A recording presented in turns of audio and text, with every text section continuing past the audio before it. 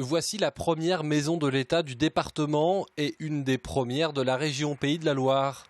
Ici à Fontenay-le-Comte, elle rassemble les services de la sous-préfecture et ceux de la direction départementale des territoires et de la mer.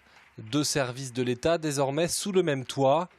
L'objectif, mutualiser les moyens et rendre plus visible l'État en milieu rural. C'est vrai que vous avez pu entendre des questions sur la présence de l'État en infraterritorial, le maintien de sous-préfecture, le fait d'afficher pour l'État cette mise en cohérence et cette lisibilité, c'est aussi une façon pour l'État de maintenir et de dire on reste en infraterritorial pour travailler à vos côtés, notamment en particulier vis-à-vis des élus locaux. Deux services en un donc, qui seront le plus souvent comme ici rassemblés au sein de la sous-préfecture. Plus besoin désormais de multiplier les déplacements pour une démarche administrative, notamment pour des questions d'urbanisme où bien souvent la DDTM et la sous-préfecture suivent les mêmes dossiers. Un élu veut construire un équipement public.